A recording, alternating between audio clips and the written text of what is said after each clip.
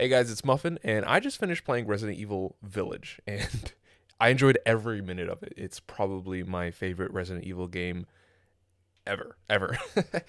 And Capcom has been on a roll lately with Resident Evil 2 Remake, 3 Remake, 7. Everybody loved 7.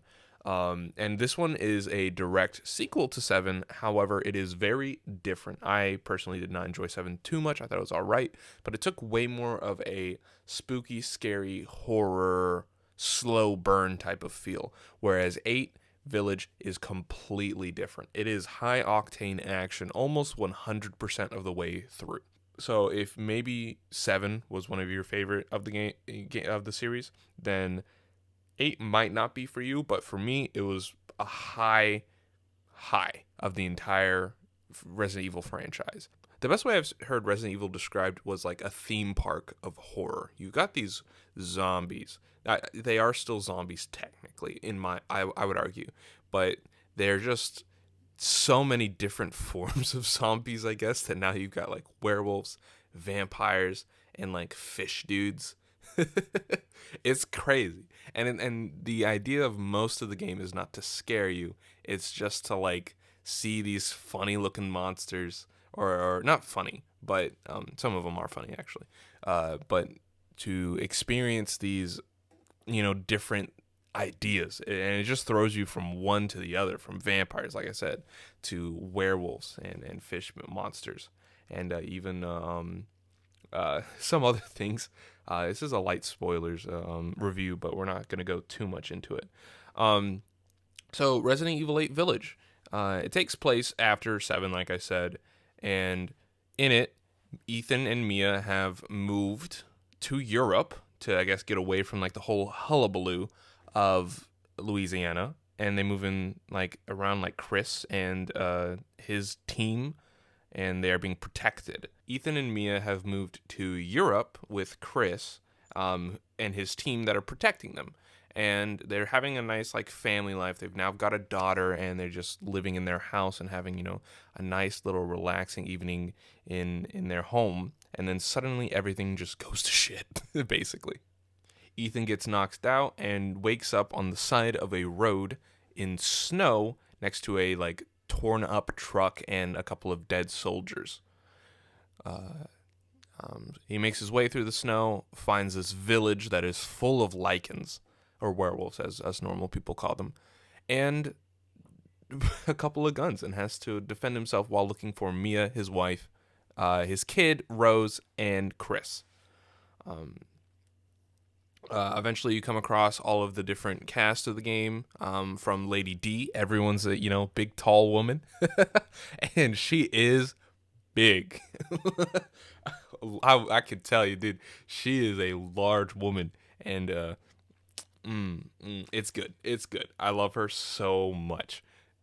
I don't think she could have been better of the advertising. Something that a lot of people have pointed out is that Lady D is not like the main antagonist of the game. She was heavily in the advertisements, and while I didn't take it as she was going to be the main antagonist, I thought she would probably be like, the direct underling of the main antagonist. And she is technically, but she's also one of like 4. Yeah, one of 4 underlings of the main antagonist, which I thought it would be just her and the main antagonist. But no, she's like 1/3 of the game actually. Her section is the largest section that I think happened. It's first, and it's like the first like 3-4 hours of the game. The game's only 10 hours long. I beat it in 8 hours, but a lot of people have been taking 10. So for me, she was about 40-50% of the game, which personally was not even enough. I wanted more of her constantly, but also I thought she was done very well. The other characters all pale in comparison. Don't necessarily hold anywhere to a candle, and I think the game recognizes that because it doesn't give them as much time. Mostly you see Lady D and Heisenberg. The other two don't really matter. And like I said, they're not really scary. There's one section that's a little bit scary. Freaked me out a little bit. It's very unsettling, but it's over.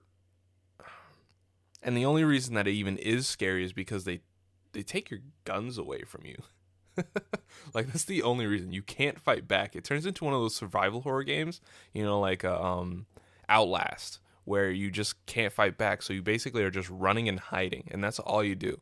But it's a very short section, and it is a little bit unsettling and a little bit spooky. I did get my feathers rustled a little bit, but the game for the most part is not scary at all. It's just, like I said, action packed, guns blazing, bullet hell the entire time. And I loved it. I thought it was great. A couple of other main things I felt about the game is the characters in Resident Evil have always been crazy, wacky, wild, over the top. You've got Chris, that boulder punching asshole. Ada Wong, she's not in this game, but, we love her and she's in our hearts always. And now you've got Lady D, Heisenberg, and Mia. Mia was great, the whole Baker family. But the thing is that in 7, a lot of people really like 7 because of its characters and its story-driven aspect. In 7, there's so many strong characters that it doesn't highlight how bad of a character Ethan is. Ethan is just a terrible character, and Resident Evil 8 just highlights that to a T, like a massive amount, because you spend so much time alone with Ethan, or just Ethan one-on-one with other characters, and he's just wet toilet paper. His response to everything is going, "What? No, give me back my daughter." That's all he says. Like, in the entire game, I swear. He just goes, "What are you talking about? Give me back my daughter." That's the only thing I can tell you about Ethan Winters, is that he is a dad and he likes to shoot things. Which is fine, but which is fine as like a gameplay mechanic, but as a character, he talks enough to where you can't really like put yourself in his place. It's not you going through all this, it is Ethan, and you feel very separate from it. But also, he doesn't do enough for you to go, "Oh, I love this character, I love this guy." And I think that's super highlighted from the fact that they refuse to show his face. We have no idea what Ethan looks like, and it won't show us ever. There is no Ethan. Like, even like in some of the cutscenes that he should be in, they completely cover up his face or just don't show it. And I think that they were always trying to make Ethan a very like personable character, but he's just not. He's like a mannequin with like a couple of like faces drawn on it, and it doesn't suit anything. And while that remains true, I do think that the rest of the characters in this game are pretty well done. They're very strong, and whenever they're on screen, it's fun to have them. It's just annoying to be with the wet towel of Ethan Winters. I still hate Mia. Mia sucks, 100%. I don't. She's just such a boring character. She feels so whiny constantly. One major complaint I have about the game is that a lot of the story and a lot of the lore is just hidden in text, and that's how it is for every Resident Evil game. Let's be real, but it's so much in this one that a lot of the game won't make sense to you unless you do reading or you watch a lore video. And light spoiler, but for example, there's this one section that you're walking through the forest and suddenly you start seeing visions of Mia. And you have no idea why you're seeing visions. It doesn't try to imply that you're tired or sleepy. It doesn't, or if you're infected in something, it doesn't imply anything. You just start seeing visions for no reason at all. And I had no idea why. I played the game. I had no idea why that happened. You start seeing visions of a couple of other things too, but for the most part, you see Mia. And the reason that is because one of the lords in the game, you've got Lady D and Heisenberg, and you've got another lord. Her ability is that she can control flowers with pheromones that cause you to hallucinate. I didn't get that at all. Nowhere in, I guess there's some papers that you can probably read in her mansion that explain that, but I have no idea. And it was so weird and felt out of place that I just couldn't explain it. I thought it was a big plot hole. Now, I guess it is explained a little bit, but like I said, you can totally walk by it. And there's a lot of other things in the game that you can walk right by as well and just have no idea why it's like that. And in a game that, like I said, my favorite thing about it is that it's this nonstop action and just shooting, guns a-blazing. to stop and read. I know it's such a Gen Z thing to complain about, but to stop and read, I don't want to do it. No, just give me the action. Put a cutscene in the game that explains their powers. I mean, the Duke, who is the merchant in this game, amazing character, by the way. I heard that at some point in the concept art, he was written to be a fifth lord and you were going to fight him. I really wish you had, but also he's such a lovable character that I didn't want to kill him. Yeah, he tells you who they are. He tells you who they are. Why can't he also just tell you how their powers work?